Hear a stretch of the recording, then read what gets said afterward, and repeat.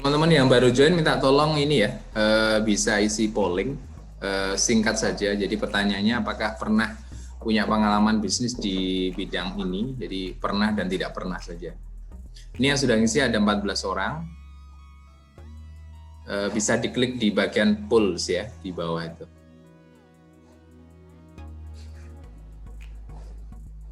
Pak Brian, mungkin kita mulai aja ya. Siap, baik. Baik, bismillahirrahmanirrahim. Assalamualaikum warahmatullahi wabarakatuh. Selamat malam teman-teman semuanya. Senang sekali ya malam ini Bincang Supply Chain bisa memfasilitasi salah satu acara yang menurut saya akan sangat bermanfaat sekali. Jadi malam ini teman baik kita Pak Brian, kemudian ada juga Thomas nanti akan sharing tentang prospek bisnis di bidang renewable energy di Indonesia khususnya. Nah, acara ini nanti kita bagi dari dua termin ya. Jadi termin pertama nanti Pak Brian akan menyampaikan sedikit opening ya, mungkin overview tentang bisnis ini di Indonesia dan pengalaman beliau, karena beliau dulunya adalah praktisi procurement ya. Lalu kemudian tahun 2020 ya Pak ya. Betul. Memutuskan untuk keluar dari perusahaannya dan sekarang menggeluti bidang ini gitu ya. Terus nanti Thomas yang beliau originally from London dari UK, pengalaman beliau banyak di investment di bidang renewable energy. Nah, malam ini sebenarnya yang daftar ada 30 orang. Jadi tadi kenapa kita batasi 30 orang, karena pengennya saya lebih banyak diskusi, kemudian ada sesuatu yang ada impact-nya lah gitu ya setelah kita ada kegiatan. Jadi bukan hanya sekedar sharing, tapi harapan saya setelah mengikuti kegiatan ini ada sesuatu yang lebih konkret, lebih real yang bisa di follow up teman-teman semuanya. Mungkin itu aja ya Pak Brian, saya mestinya sampai 7.45 tapi rasanya mungkin saya bisa langsung handover ke Pak Brian ya. Baik. Oke, saya share. Terima kasih Pak Nur.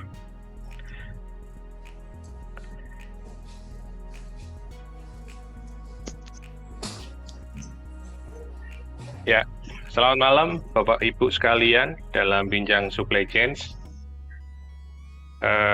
Perkenalkan, nama saya Brian Silvano, seperti yang sudah disampaikan oleh Pak Nur Hadi. Pak Nur Hadi ini sahabat saya waktu kita membuat IPS Surabaya. Jadi waktu itu saya banyak disupport oleh Pak Nur Hadi juga, termasuk teman-teman yang ada di Jawa Timur. Nah, background pendidikan saya sebelumnya adalah saya di bidang accounting dan finance sebenarnya, tetapi saya saat ini lebih banyak menggeluti di bidang procurement dan business development, khususnya untuk bidang renewable energy. Jadi ada sesuatu yang menarik yang ingin saya sharingkan ke Bapak Ibu sekalian, apa bisnis yang bisa kita kerjakan sama-sama atau mungkin kita bisa saling support satu dengan yang lain terkait dengan renewable energy bisnis di Indonesia. Karena seperti yang kita tahu, bisnis ini sangat menarik. Terakhir saya melihat Pak Ignatius Jonan yang waktu itu sebagai mantan Menteri SDM menyampaikan di bulan November 2020 ada 4 atau 5 bisnis yang akan memiliki kesempatan jangka panjang setelah COVID ini atau selama COVID. Yang pertama adalah renewable energy. Dan itu bukan sesuatu hal yang mengada-ngada karena memang beliau sendiri memiliki background mantan Menteri ESDM di Indonesia. Jadi tanpa mengurangi kesempatan untuk kita membahas mengenai renewable energy di Indonesia, kita akan mulai dengan slide pertama kita. Di sini saya akan menjelaskan kenapa renewable energy. Mungkin ada beberapa teman-teman yang sudah punya pengalaman di bidang renewable energy atau sudah well informed mengenai renewable energy. Di sini saya hanya merefresh beberapa hal terkait dengan definisi dari renewable energy, kemudian tipe-tipe renewable energy, dan apa sih manfaatnya. Kalau kita lihat secara definisi, renewable energy adalah Renewable energy ini berasal dari sumber atau proses yang secara konstan bisa tergantikan atau sustain dalam bahasa yang lain. Artinya definisi ini akan berbeda dengan fossil fuel. Fossil fuel yang kita tahu ada batu bara, ada minyak, dan lain sebagainya. Ini tidak bisa digantikan, karena fossil fuel itu prosesnya butuh ratusan tahun untuk mendapatkan fossil fuel tersebut. Artinya tidak bisa tergantikan. Nah, kenapa renewable energy sekarang ini begitu marak dibahas, bukan hanya di Indonesia, tapi juga di luar? Karena ini harapan kita ke depan sebagai bangsa Indonesia, bahwa kita punya renewable energy yang sangat potensial di Indonesia yang bisa kita pakai dan bisa kita gunakan untuk kepentingan rakyat banyak. Nah, apa saja tipe-tipe dari renewable energy? Seperti yang Bapak Ibu ketahui, ada beberapa tipe renewable energy, mulai dari solar energy atau energi matahari, energi angin atau wind energy, geothermal, panas bumi, biomas, kemudian ada hydroelectric power atau energi air, ataupun ada juga yang energi gelombang laut juga bisa dimanfaatkan sebagai renewable energy. Kembali lagi ke definisi di atas, bahwa semua jenis energi ini sifatnya tergantikan atau sustain, bisa kita miliki secara jangka panjang. Nah, sebenarnya manfaat apa yang bisa kita dapat dari energi-energi renewable energy tersebut? Yang pertama, yang sudah pasti, kita bisa mereduce carbon footprint atau CO2 emission. Ada beberapa proyek yang dulu pernah saya tangani, biasanya mereka, perusahaan-perusahaan multinasional, itu tidak hanya fokus pada cost and benefit. Mereka juga akan menanyakan berapa reduce carbon footprint atau CO2 emission-nya. Mereka akan menginformasikan mengenai reduce carbon footprint yang sudah dilakukan dalam biomass power plant mereka atau renewable energy usage mereka, yang akan diinformasikan ke customer mereka. Karena di luar negeri, khususnya produk-produk di market, itu yang dicari adalah yang memiliki konsep renewable energy atau green. Dia punya nilai tambah tersendiri. Jadi itu penting buat mereka. Nah, selain itu, tentunya energi renewable energy ini lebih murah dibandingkan fossil fuel. Karena sifatnya kita bisa mengambil lebih mudah. Memang ada beberapa kondisi seperti geothermal, itu akan berbeda case-nya kalau kita bicara dengan solar panel. Karena kalau solar panel itu biasanya tidak membutuhkan capex yang besar seperti geothermal. Tetapi secara umum kita bisa lihat bahwa renewable energy itu biasanya lebih murah daripada fossil fuel seperti batu bara dan minyak bumi dalam hal ini. Nah, yang ketiga yang paling penting juga bagi bisnis adalah ini akan memberikan saving dari sisi energy cost. Saya ada pengalaman gambaran bahwa ketika kita membuat biomass power plant, katakanlah menggunakan bahan baku dari wood waste ataupun resas atau sekam padi, itu bisa memberikan saving di kisaran sekitar 1-2 M per tahunnya, dengan kapasitas daya itu sekitar 1-2 mega. Artinya itu akan menjadi satu hal yang menarik, karena secara head to head kalau kita bandingkan dengan berapa tarif PLN sekarang, katakanlah Rp1.035 per kWh. Kalau kita pakai renewable energy bisa saving sampai berapa persen sih? Secara spesifik saya bisa sampaikan itu bisa di kisaran 20-30%.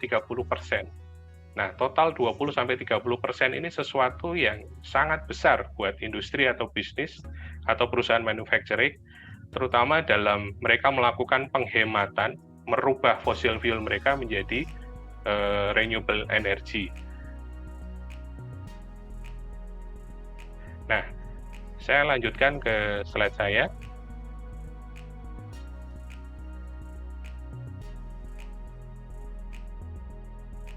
Oh, ada sedikit trouble, sebentar Pak.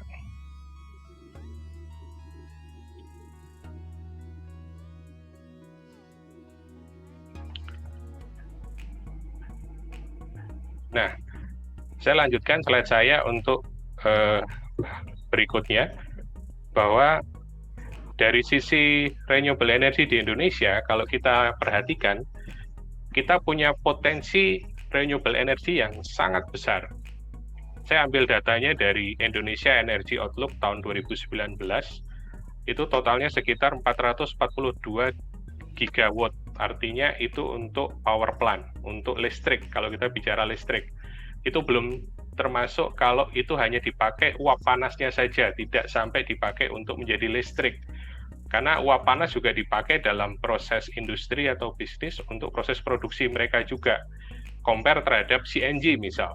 Nah, ini kita bicara 442 gigawatt ini adalah yang terpakai untuk power plant, untuk dijadikan listrik. Nah, 442 gigawatt ini dari mana saja sebenarnya? Kalau kita lihat paling besar itu potensinya adalah dari solar energy. Itu sekitar 207 gigawatt.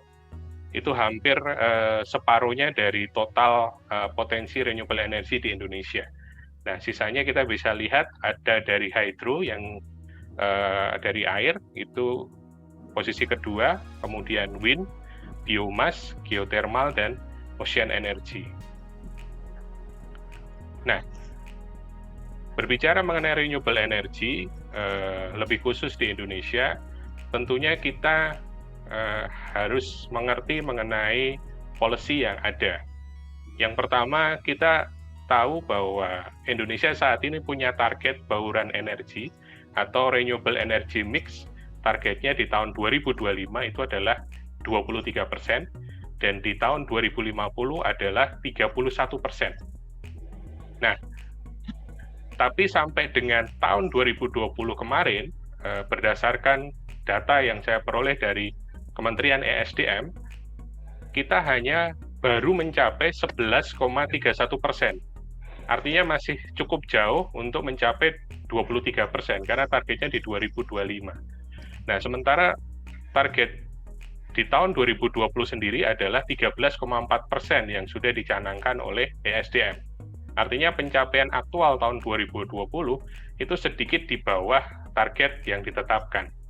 Nah, peraturan ini akan menjadi satu blueprint bagi pemerintah Indonesia untuk mencapai target bauran energi. Ada banyak hal yang melatar belakangi kenapa ada rencana pemerintah untuk mencapai 23% bauran energi di tahun 2025 dan 31% di tahun 2050.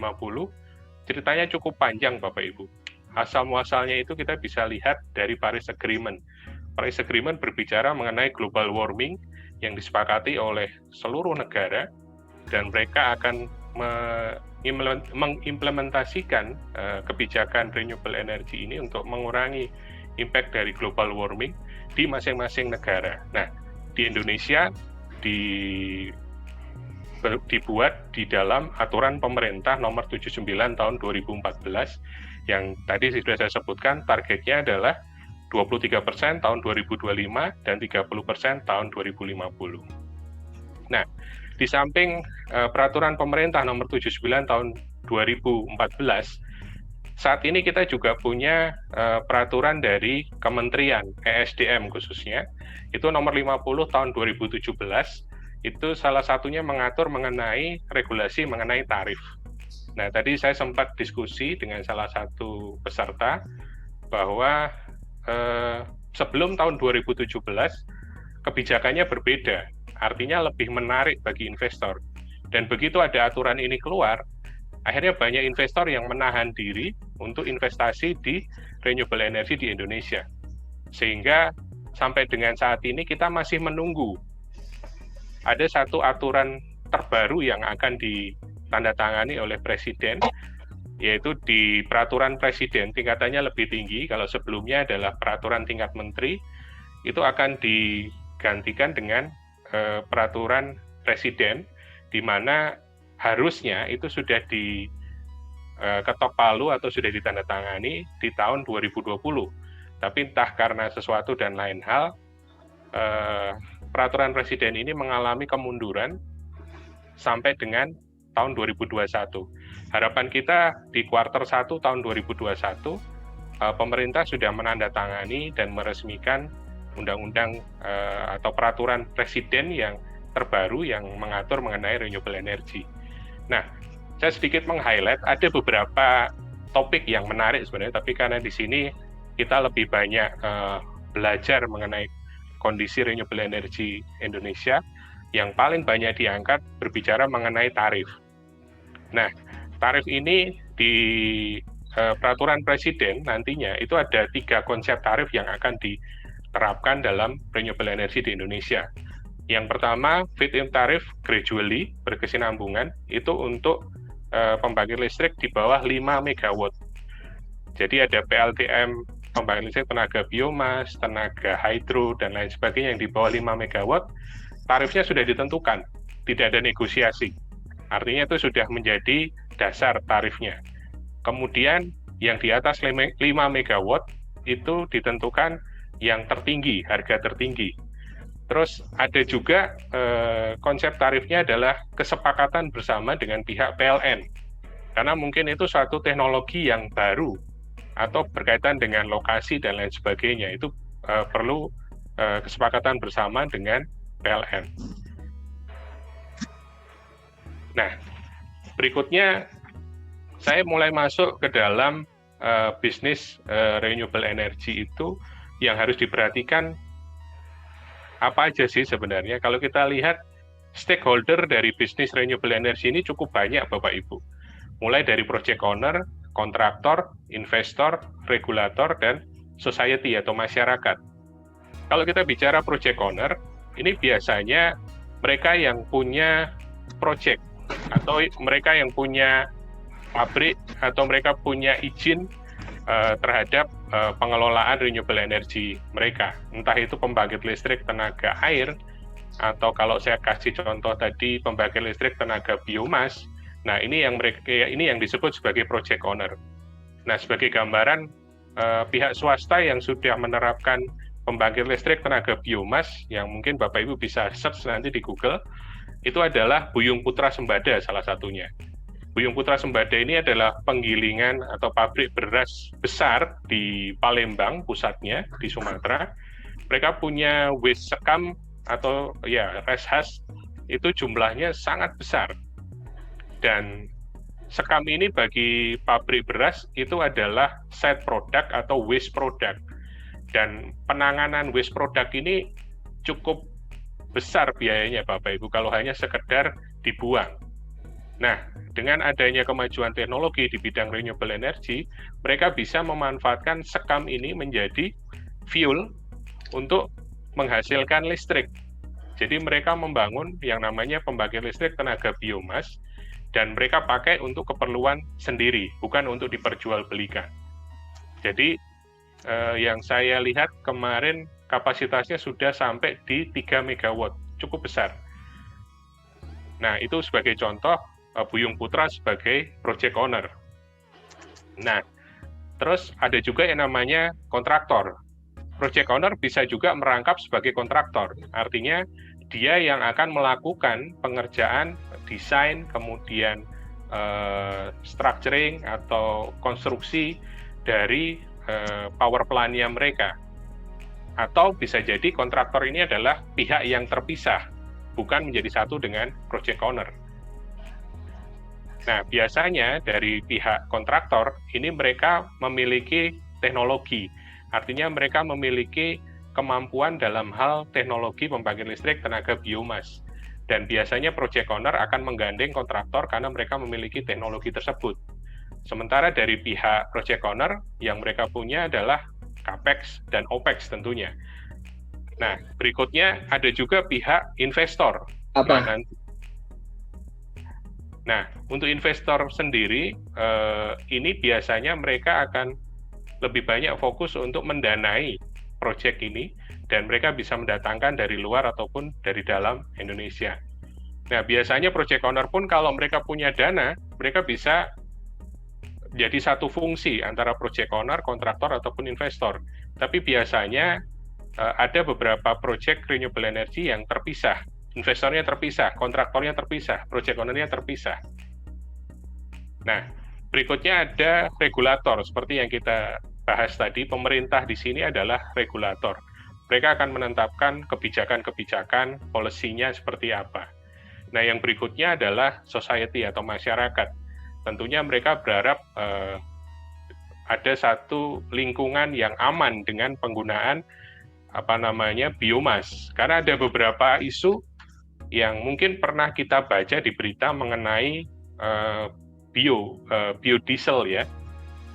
Dulu sawit kita dianggap sebagai biomas, dan itu dipakai oleh negara Eropa kalau tidak salah, dan entah detail ceritanya seperti apa, sawit tersebut dianggap sebagai bukan bagian dari renewable energy. Padahal kalau kita lihat secara definisinya itu kan bisa di sustain ya, bisa digantikan atau tergantikan, karena itu berbicara mengenai tumbuhan. Nah, tapi ternyata isu yang diangkat oleh pihak Eropa, sawit itu memang secara definisi iya masuk, tetapi untuk membuat satu lahan sawit, itu biasanya pengusaha melakukan deforestisasi hutan atau perusahaan hutan untuk dijadikan lahan sawit. Itu yang menjadi alasan kenapa sawit kita tidak bisa diterima di Eropa, tetapi di Indonesia bisa kita berdaya gunakan untuk menjadi biodiesel. Nah, itu salah satu hal juga yang menarik adalah ketika kita bicara biomas, biasanya bersentuhan dengan tumbuh-tumbuhan atau makanan.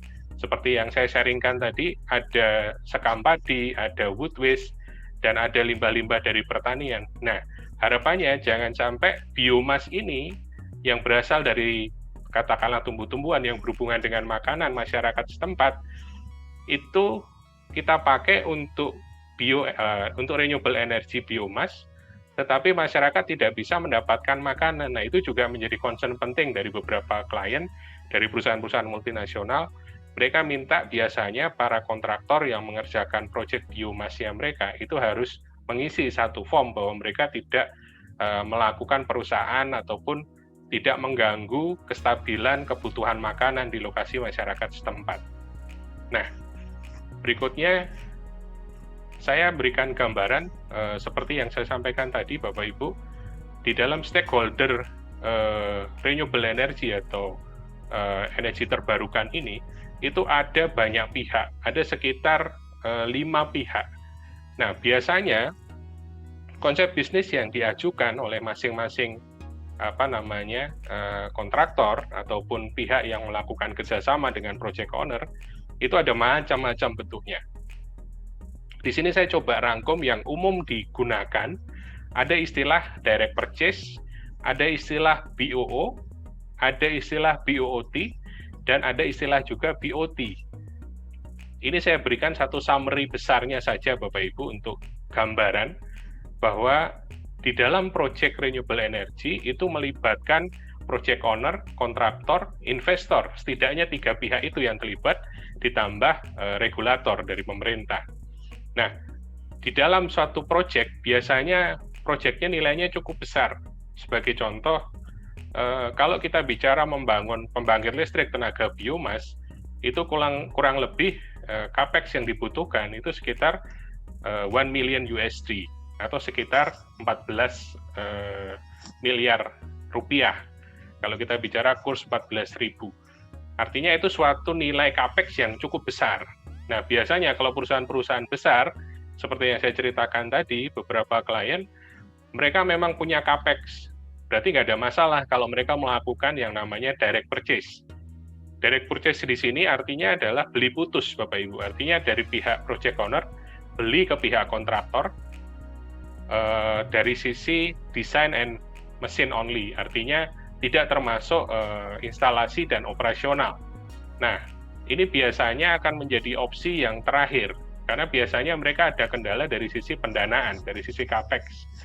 Nah, kalau kita bicara direct purchase, resikonya tentunya ada di capex, opex, dan konstruksi, karena si project owner sendiri yang harus melakukan itu semua. Tetapi kelebihannya adalah itu langsung dimiliki oleh project owner, karena itu semacam beli putus. Dan tentunya kelebihannya tetap sama, yaitu saving on energy cost, itu cukup besar. Seperti yang saya sampaikan tadi, kalau kita bicara pembangkit listrik tenaga biomas, itu bisa memberikan saving cost kurang lebih 20-30% 30-an% terhadap tarif PLN. Nah, ini kita bicara direct purchase. Kemudian kalau kita bicara BOO seperti apa? BOO ini konsep yang menarik. Untuk negara-negara di luar Indonesia, renewable energy-nya tidak masalah pakai BOO. Karena di sana swasta bisa menguasai listrik. Tetapi kalau di Indonesia agak sulit. Dan saat ini memang belum ada update terbaru apakah BOO bisa diterapkan untuk proyek renewable energy di Indonesia. Setahu saya masih belum bisa. Karena yang harus menjadi penanggung jawab di situ adalah PLN dalam hal ini. Jadi konsep BOO ini masih agak susah diterapkan di Indonesia kalau kita bicara listrik ya.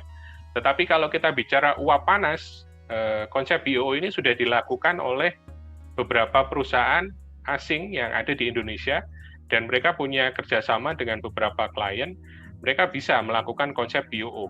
Mereka biasanya melakukan kontrak 10-15 tahun, tergantung kesepakatan. Dan di situ dari pihak perusahaan yang menawarkan BOO ini ke pihak project owner, itu akan menanggung CAPEX, OPEX, dan teknologinya. Artinya mereka akan mendanai proyek tersebut, mengoperasionalkan proyek tersebut, termasuk di dalamnya sourcing untuk biomasnya, kemudian teknologinya juga. Nah, ini BOO ini artinya adalah dimiliki oleh pihak kontraktor atau investor sebenarnya. Jadi tidak dimiliki oleh si project owner. Karena si project owner hanya membayar sejumlah energi yang dipakai setiap bulan sampai dengan kontrak itu selesai, katakanlah 10-15 tahun.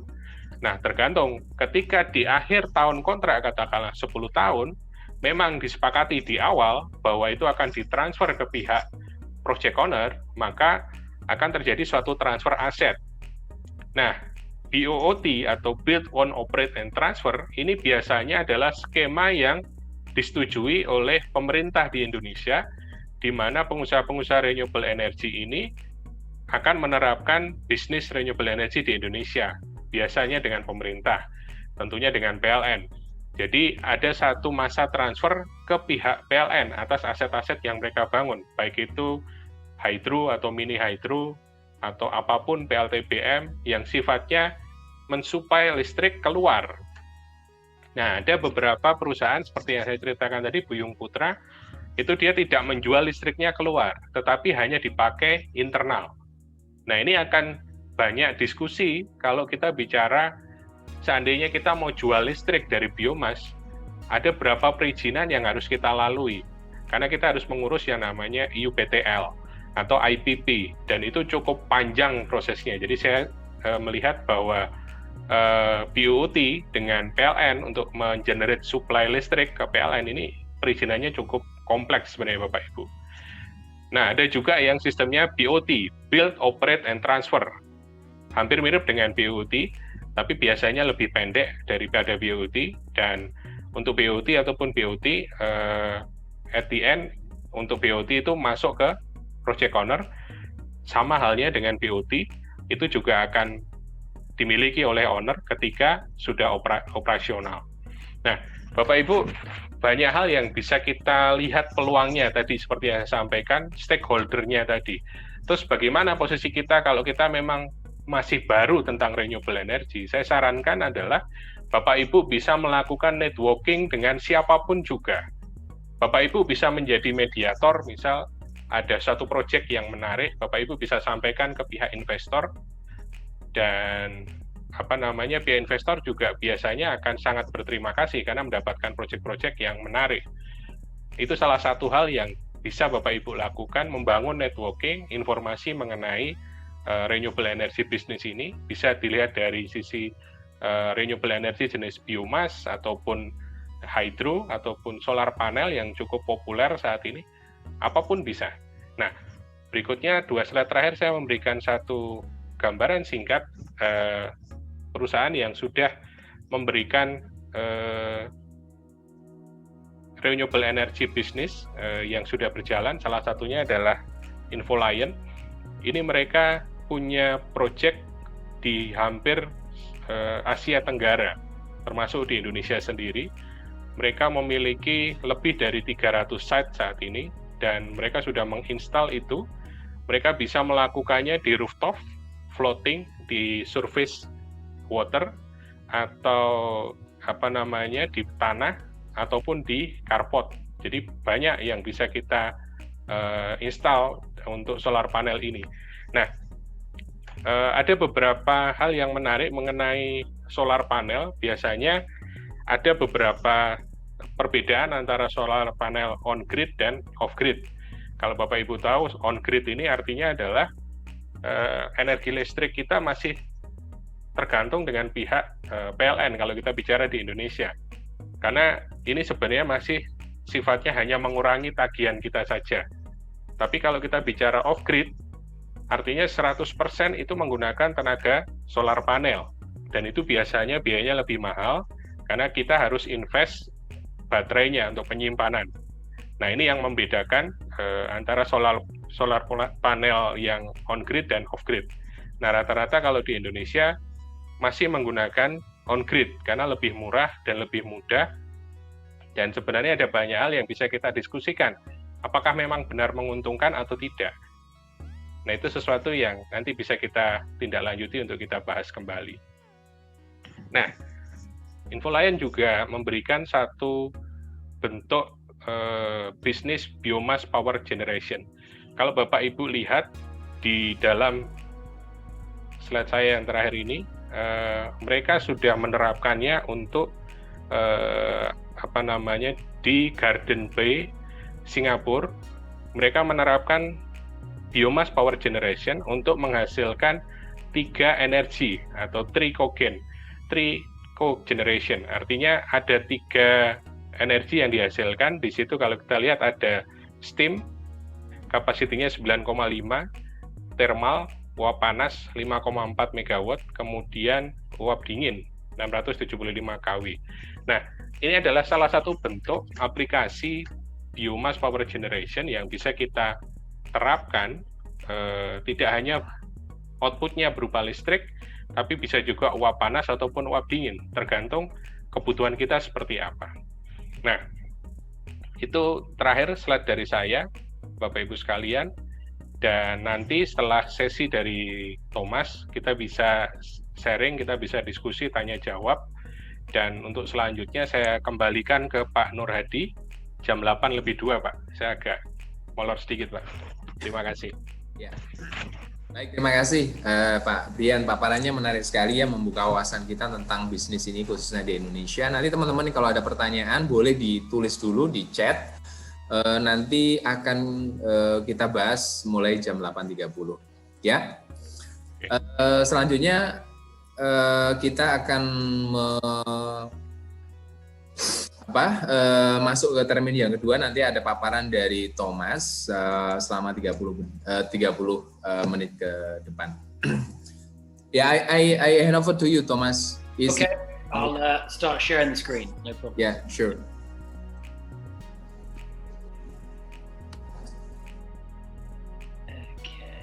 Right, guys. This is very good to meet you all. My name's Thomas. I'm from the UK, from London specifically, but I've been living and working in Southeast Asia for much of the last 10 years. I moved to Singapore in 2013 and was a fund manager for 2 multi-billion-dollar funds. So one was called Janus Henderson, based in London and New York, and the other was called Alliance Bernstein, based in New York. But I was running the Singapore office, and my focus was on the energy markets. So that's how this idea came to be. And as you can see from the presentation and the small text, our aim is to connect investors with mergers and acquisitions in the Indonesian renewable energy sector. So if I give you a quick introduction, I spent 12 years as a fund manager, and I have a local business partner called Kidang Amir, who may well be on this call with us. He spent 6 years in investment banking, and between the two of us, we form the core ownership of this business. And ultimately, all we work on is renewable energy. We see that there are major issues in how foreign investors are able to access good ideas. There are many large funds in London, Singapore, Paris, New York, and they do not have a presence in Indonesia. So they are 100% dependent on third parties feeding them ideas. Now, in most markets, that will be facilitated by an investment bank. But due to all sorts of regulatory reasons, the large investment banks that are well respected overseas, such as JP Morgan, Goldman Sachs, Morgan Stanley, they largely withdrew their mergers and acquisitions teams. They still exist, they're there, but they focus only on large deals. And so if you're a private equity or venture capital fund and you're interested in Indonesia, there are limited channels that you have exposure to. And so we could see that, and I could see that when I was running my fund in London, because I wanted to access Indonesia, I just couldn't. It was very, very difficult, even though we were a tier one fund. So we're trying to provide that information and deal flow to big institutional investors through my presentation work. I partner with the local founder. We build the financial model with you. If it's not already built, we'll help make it look better. We help with presentation materials, and we put the funder, in front of the local business. So there may be language barriers, which are also quite important to address. In terms of what we're doing for the local business, funding is the major cause of concern. I mean, there are many other issues you could talk about, such as technical due diligence, feasibility of projects. But really, when we speak to our local partners, they all speak about funding. They don't have access to it.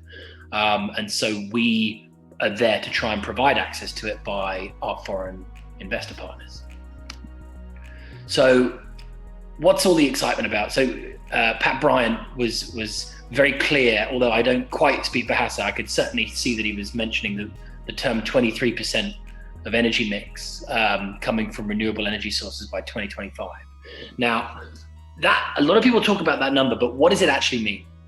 Because it's very important to think about where the growth will be, because the growth will be broad-based, but certain energy types will see more growth than others. And so if we look, there's an additional 19 gigawatts of power by 2025. We're currently at 26.6, you can see at the bottom. That's committed. And so that includes existing capacity plus under construction. And the 2025 target is an additional 19 gigawatts. Now that's a lot of power. To give you some context, the typical project that we work with would be around 10 megawatts. Now 10 megawatts and under is deemed to be mini. In the hydropower space, 5 to 10 megawatts is the sweet spot. Now, increasingly with the new regulation, you could even go under 5 megawatts. So if we look at hydropower specifically, where we've got an additional 5 gigawatts of power, that is, if we were to have that as a series of small projects, that is a lot. That is, we're looking at 300 to 400 projects. And that's including some larger projects in there as well. So there are going to be an awful lot of opportunities for local developers. And this is something we'll talk about in a minute. In addition to hydropower, solar power sees tremendous growth. Solar power is going from a very small amount of installed capacity now, 0.5 gigawatts, to 6.5 gigawatts. So that's the biggest growth of all. We'll go into why that's occurring, because solar has seen the biggest advancement in technology of all the major renewable energy types. 3.5 gigawatts comes from bioenergy. Now that's a broad term. That would include waste to energy, municipal solid waste to energy, bio waste to energy. It could even include biodiesel. There's quite a broad bucket of advanced ways to convert biomass into energy. Wind is still going to be quite small. It's just not a particularly windy part of the world. But nonetheless, as you can see, a huge growth in all the types of renewable energy. I think it's important to talk about why it's taken so long, because this has been an opportunity that has been apparent to investors for many years, and it hasn't worked yet. Let's be honest, that if it had worked, the opportunities, wouldn't be here for us to talk about now. But the things that have really slowed up the transition, clearly there's an abundant fossil fuel reserve, and that's not just coal, but also gas. And when you're an emerging economy, such as Indonesia, there are major things to consider beyond just the environment. There's obviously price and cost. And if you've got coal coming out of the ground as cheaply as you do here, of course PLN is going to be under financial pressure to use it. And in addition to that, even though those reserves, so that number there, the 258 years of proven reserves, that's based on amount produced per year. Now, of the amount produced per year, Indonesia consumes only about 25% of what it produces. So the actual amount of coal available to Indonesia is tremendous. I mean, the remaining 75% basically goes to China. Gas is abundant and cheap and getting cheaper as well. So you've had PLN with, an extremely affordable fossil fuel. And so weaning them off that has been tough. Further to that, the government policy around renewable energy, generally speaking, has not been anything like as supportive as we've seen in other Southeast Asian countries like Vietnam, the Philippines, and certainly relative to Europe, where tariffs for renewable energy will be higher. And the logic for that is quite simple. If my energy output has no negative externalities, and when I say externality, I mean, what is the bad impact of the power outside of the power produced? So with fossil fuels, it's pollution, it's higher hospitalization. There's many negative impacts from the pollutive effects, which everybody knows. Now with renewable energy, you don't have that. So in Europe and in other parts of the world, the tariff for producing that power is higher.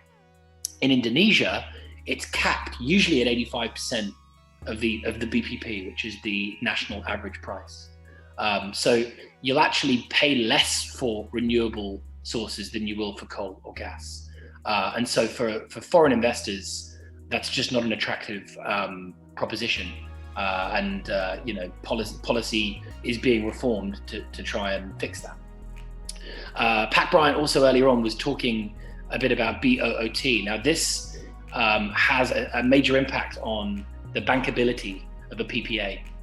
Now when a small developer is able to secure permits and is lucky enough to get a PPA with PLN, it's quite tragic, the number of those PPAs that actually go through to construction. It's actually a very low number. In 2017, 73 PPAs were awarded, and of those, there's still 26 that have not even commenced construction. They haven't even got moving yet. So it's 35% of projects. You receive your feed-in tariff, you're allowed to get going, and you can't get going. And that's ultimately because the developers are too small to post collateral. And within the PPA, there are terms that the bank deems too risky. And BOOT is a major problem. If after 20 years I have to transfer away my asset, it's a major problem. Yeah. So in addition to that, if we sum up all three of these variables, they all link together, and it ultimately means that there's no funding for projects. It means that local banks just will not deliver the capital to smaller developers. So this is why we have a business opportunity. So what is it that investors look at when they look at renewable energy? Now, I don't want to go too much into detail here on the obvious, but clearly mini hydro is a very attractive asset class in Indonesia. There are over 450 major rivers. There are 2 rainy seasons. So water flow is quick and it's predictable. And with that comes the ability to create a significant amount of power. It's obviously also a sunny archipelago. So solar is extremely attractive to foreign investors, and waste to energy. So there's a different angle with waste to energy, and it's less about economics. Most waste to energy investors that we work with are more interested on the waste. They want to help solve the municipal waste disposal problem, which exists all over the country. And yes, they will get remunerated by producing power, and PLN will buy that power off them at an attractive rate, but it's not particularly profitable. If we look at the total investment cost of each of these types, so I'm going to do this per megawatt of power produced. Mini hydro and hydro typically run at between $2 to $3 million per megawatt produced. Now, a mini run-of-river hydro project will be around $2 million per megawatt, and a large dam might be closer to $3 million. Solar is the cheapest by a mile. Solar runs at between $1 to $1.3 million per megawatt. So investors clearly, they like to have assets where the upfront investment cost is lower and therefore the execution risk is lower. So solar and hydro popular. Waste to energy depends on which waste you're processing. If you're processing municipal solid waste, the investment cost can be as high as $5 or $6 million per megawatt produced. However, you often make money on the tipping fee, but that's not a guarantee in Indonesia. Other forms of waste to energy can be cheaper. Palm oil effluent waste to biodiesel can be cheaper, but it's still going to be probably about $2.5 to $3 million per megawatt. So those are the key types. Wind, I don't want to go into too much detail of because the opportunity sets are few and far between, but it's less expensive. It's usually around $1.5 to $2 million per megawatt. So off-taker, is it PLN? Now, obviously, everyone knows PLN. The law until recently stated that PLN is the only off-taker.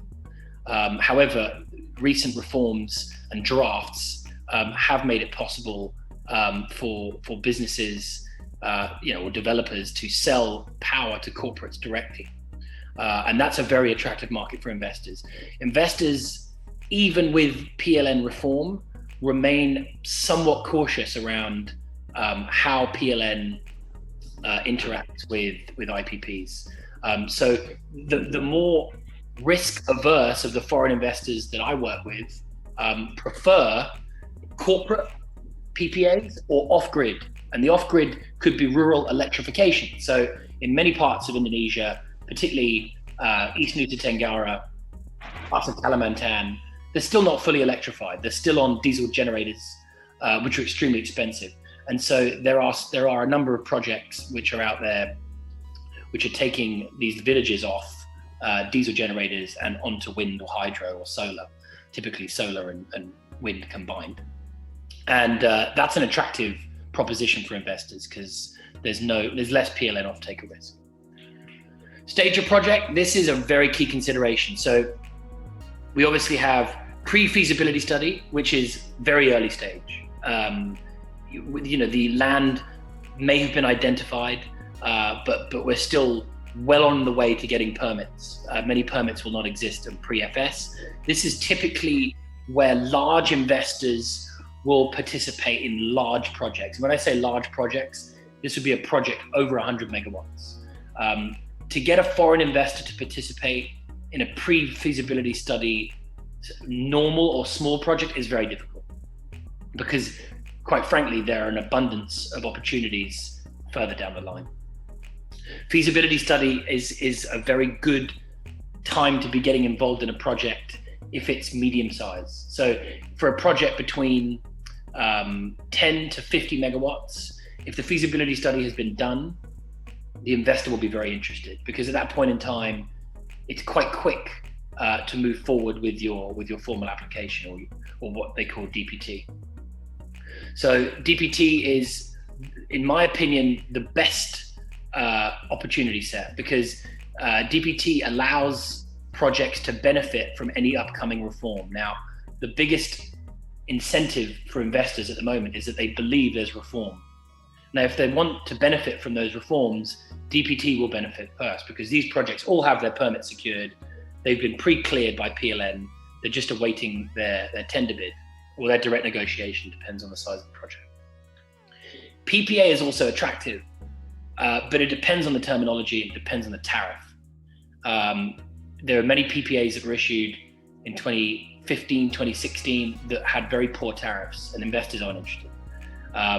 There are also many projects still looking for funding with good tariffs, but they have terminology in the PPA that that investors are uncomfortable with. As I said earlier on, BOOT is typically one of the most flagged reasons for project failure.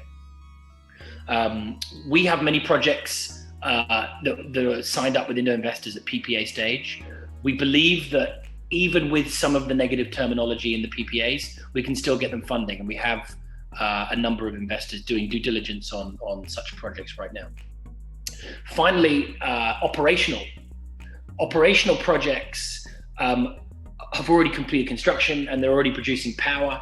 It's a nice exit route for a developer that's spent 2 or 3 years of stressful construction, and there's always things that go wrong.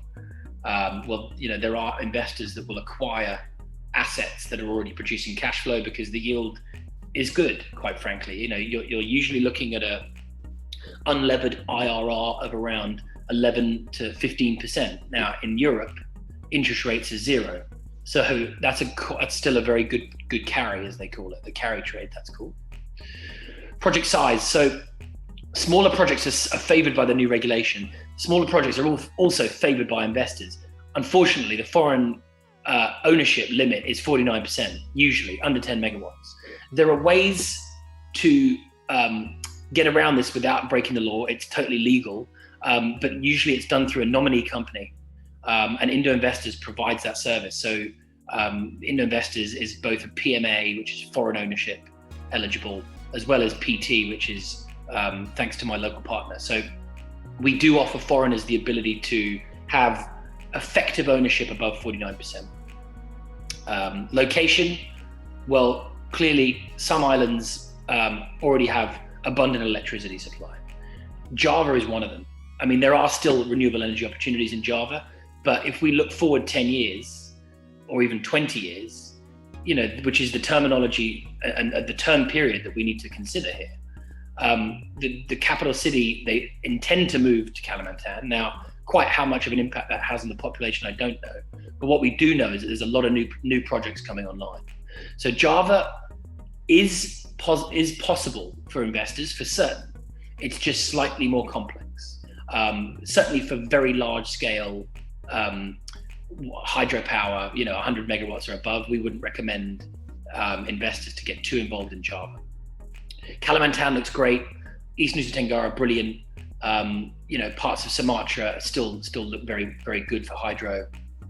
There are opportunities in Java as well. It's just there are some oversupply risks. Other things that investors look at are developer track record. Many of the projects that we work with, this is the first and only project they have.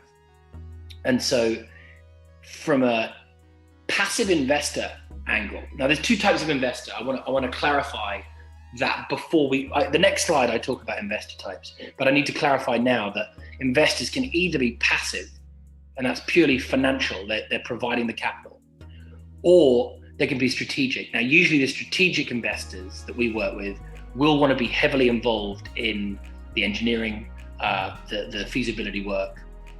And so the latter ones, the hands-on strategic investors, they don't mind if there's no developer track record because they bring their own track record. But for a financial investor, they need to have confidence that the developer has the expertise to execute on the project. And we see many examples where it's just not possible to provide that level of guarantee. So in that situation, we quite often suggest that the smaller developers go for a strategic partner. That does mean they may forego operational involvement, not fully, but they will forego a significant amount of it because ultimately the foreign investor will need to take over. Developer pipeline is also very essential because most of the investors we deal with are big. If you're European, American, even Singaporean or Japanese, if you're interested in Indonesia, you're not going to be interested for just 5 megawatts. You're going to be interested for a pipeline of assets. And so whilst we think 5 megawatt to 10 megawatt projects are best, we love businesses that have multiple 5 to 10 megawatt projects because that pipeline provides the investor with sufficient scale to be able to make a difference and to be able to make money. You know, a lot of the funds we work with have 10 to $20 billion of capital. So if they do one 5 megawatt solar panel project for $5 million, it's just not worth the due diligence time. So we need pipelines. They're very important. So just to give you some background on our investors, primarily the most common investor in Indonesia is the large international energy businesses. These are the well-known names. You'll hear them all the time. Marubeni, BP, Shell, General Electric. You know, these names have got a long track record in global energy production. We work with them. I know them because I used to invest in their stocks because I was running a fund. And so I know the key decision makers. And when I have a big project, I always loop them in, and they are quick to respond and will do due diligence for the right project when we push them. However, they do tend to want bigger ticket sizes. So the minimum investment to get them interested would need to be a total of around $40 million and up to $1 billion. These are good for pipelines. More common for smaller projects are the last two, which is private equity funds and family offices. So private equity funds will do as low as $10 million. $10 million is probably a 5 megawatt hydropower project and a 10 megawatt solar panel project, which is a pretty good size project. They will provide predominantly equity, but also debt. We work with many European funds who specialize in mezzanine, which is providing a convertible loan note. Those convertible loans are only available in solar. There's no market for that in hydro. The solar market is the only one that will do a convertible loan. They are not dissimilar to family offices. The family offices we work with are a mixture of Asian and European families.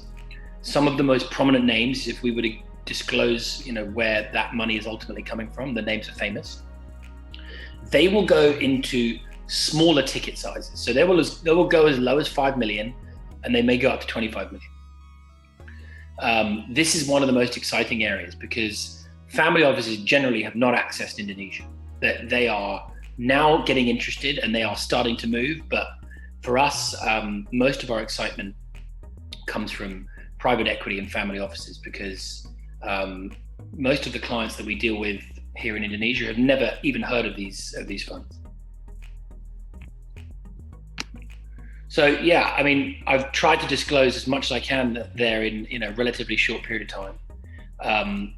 I'm very open to further discussions. I've put both my email here, which is obviously I'm an English speaker, and my business partner's email. He speaks Bahasa. And we're always open to new local businesses. We currently have 42 different renewable energy projects from Indonesia working with us, and we're out looking for capital. We went live with this business 2 months ago. I set this up peripherally 2 years ago and started building pipeline 2 years ago, but we were only able to start talking to investors 2 months ago. And in that time, we've had term sheets issued for 4 different projects. 2 of them are hydropower, one of them is a mini grid, and the other one is waste to energy. So we're making good progress, and you know, with the Christmas period now behind us, and investors getting excited about a year of regulatory reform, we're seeing a lot of interest from investors. So we have demand for new projects if anybody wants to talk further. Okay, that's all from me.